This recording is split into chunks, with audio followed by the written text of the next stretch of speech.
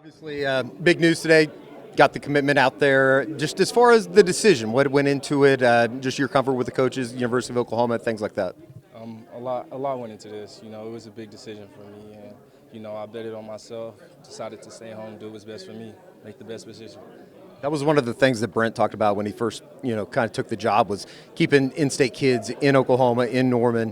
What was your recruiting process like? Obviously, they got in pretty active with you. What's that been like, just getting recruited and then obviously staying at home? It's been a blessing. Everything that's come my way, everything that's been around me, all the success, it's all been a blessing, and it's all a blessing from God. And He does a really good job by keeping us in Norman and showing us that He wants us here to stay home. Yes. When exactly was the moment when you knew it was OU?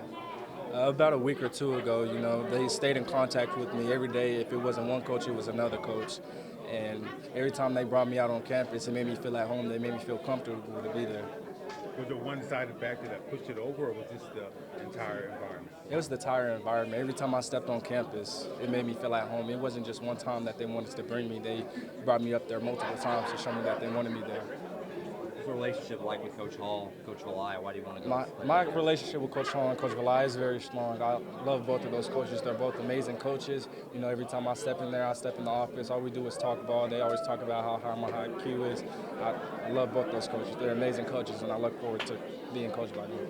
Now that you're officially announced, what's this next few weeks gonna be like for you working on Caden and David? It's gonna be something. Caden's hard to read.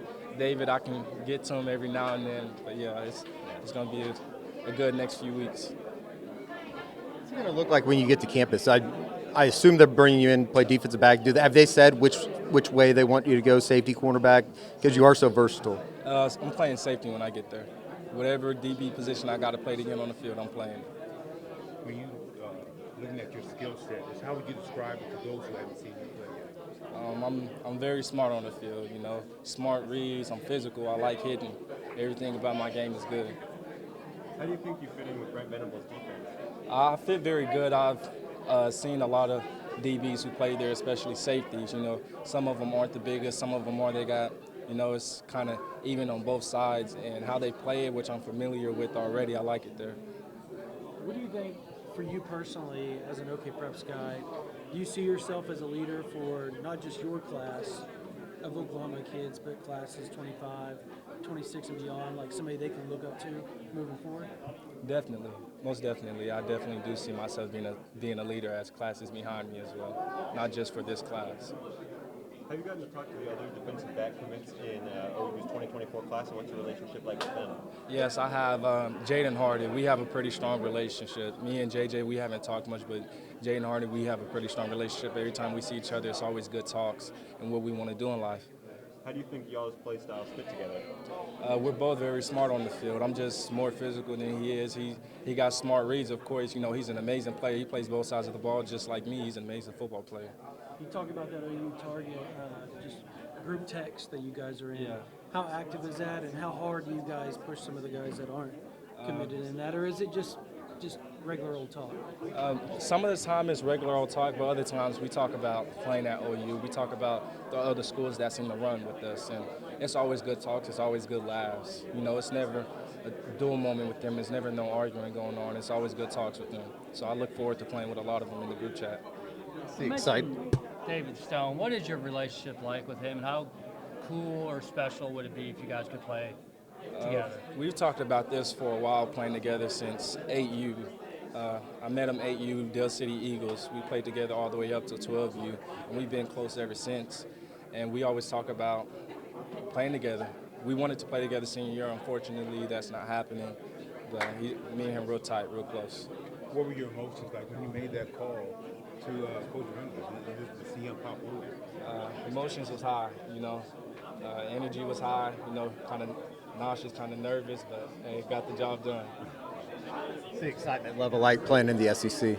It's amazing. That's where I want to be. I want to play the best of the best. I don't want to stoop down a level. I want to go up right at it freshman year against the best people out there. So obviously, Caden Durham and David Stone have been mentioned. Are there any other targets that you're trying to get on campus for OU's 2024 class? Yes, Nigel Smith, William Noir, and Mykel Patterson-McDonald. How important was it for you to get this done before your season starts? It was important, you know, because once I got this done and I knew where I wanted to be, I pulled the trigger, and I was like, it's time. You know, I don't want to have to worry about anything during the season, any worries or anything. I want to be able to have a smooth and fresh senior year and get through it. You know, this last ride, you know, you got to give it all. You got to put everything into it, every ounce. That's amazing. You know, he went there, but you know, I'm gonna just do it better than he did. We talked about the party in the palace the other day. We were talking, and you said there were a couple of guys that were just elite freaks that were there. Yes. Can you name a couple of those for everybody? Damon Mitchell, oh my goodness, that's just like top tier, crazy athletic guy. Him being that big and being able to move like that and go up and dunk like that, that's crazy. Yeah, he can move. He can move around a lot for his size.